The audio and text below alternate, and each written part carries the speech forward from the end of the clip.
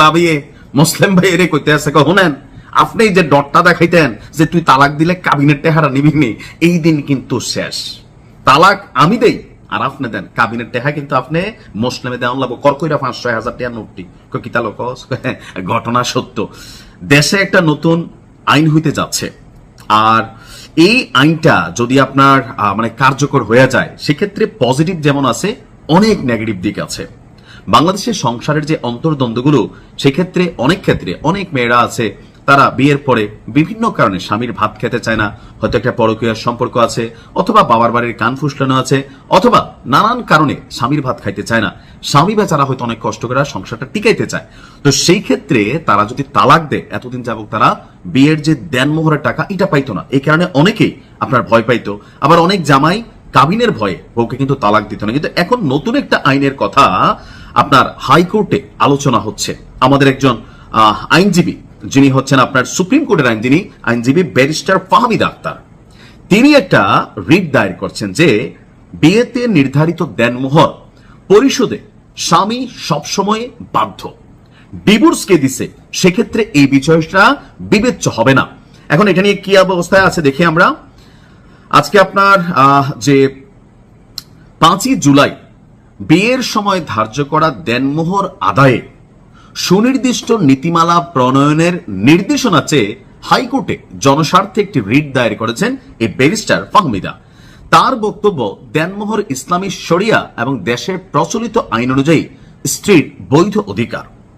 বিয়ে সম্পন্ন হওয়ার পর বা বিয়ের সময় নির্ধারিত দেনমোহর পরিশোধ করা স্বামীদের আইনগত দায়িত্ব। ডিভোর্স স্বামী বা স্ত্রী যেই দিক না কেন, দেনমোহর কিন্তু স্ত্রী তিনি পাওনা। মুসলিম পারিবারিক আইন অনুযায়ী দেনমোহর পরিশোধ বাধ্যতামূলক হলেও বাস্তবে সেটা হয় না। এখন এটার কিন্তু পজিটিভ নেগেটিভ দুইটা দিক আছে। যদি ধরেন এমন হয় যে দেনমোহরটা নগদে পরিশোধ করতে হবে, অনেক আরব রাষ্ট্রে এটা আছে, সেক্ষেত্রে বিয়েতে এই যে মেয়ের ফ্যামিলিরা 5 লাখ 10 লাখ 20 লাখ একটা দেনমোহর ঝুলাই দেয়, সেটা কিন্তু কমে যাবে। কারণ বিয়ের 2 দিন পরে মাইয়া চলে গেল, তো সেক্ষেত্রে দেনমোহরের অবস্থা কি হবে? অ্যাকর্ডিং টু ইসলামিক রুলস আপনাকে বাসর রাতে দেনমোহর পরিশোধ করতে হবে। কিন্তু তখনের যে দেনমোহর আর এখনের যে দেনমোহর, এটার মধ্যে নীতিগত সিদ্ধান্তই বদলাই গেছে। তখন আপনার একটা লোহার আংটি দেনমোহর দিয়েও কিন্তু বিয়ে করছে, যে এখন ভাই কয়েক লাখ টাকা তোমাকে দিতে হবে, কেন? যদি আমার মেয়েকে নিয়ে না খাও। অর্থাৎ স্বামী স্ত্রী বা বরপক্ষ কনেপক্ষ দুই পক্ষের মধ্যেই সন্দেহ ভয় কাজ করছে যে কে কখন কারে ছাইরা দেয়। সেই কারণে দেনমোহরের বিষয়টা শক্তভাবে একটা বড় অঙ্ক নির্ধারণ করা হয়।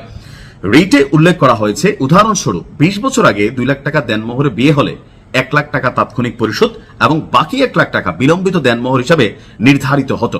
কিন্তু দীর্ঘ সময়ের ব্যবধানে এই যে অর্থের যেই কি বলা হয় যে ধরেন মান কমে যাচ্ছে, সেটাও একটা ফ্যাক্ট। এই কারণে বিবাহের 1 বছর পর বা তার বেশি সময় পরে আপনার এই দেনমোহর যেন দিয়ে দেওয়া হয়, সেটাই এই রিটে আবেদন করা হয়েছে। রিটে আইন বিচার বিভাগের সচিব, লেজিসলেটিভ ও সংসদ বিষয়ক বিভাগের সচিবকে বিবাদী করা হয়েছে।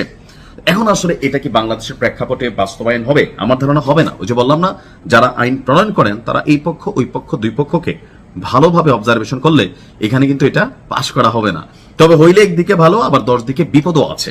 কি করবেন ভাই, এটা বাংলাদেশ, এই মুহূর্তে বিশ্বাস নাই কেউ কারোর প্রতি। দেখা যাক কি হয়। ভালো থাকবেন। আসসালামু আলাইকুম।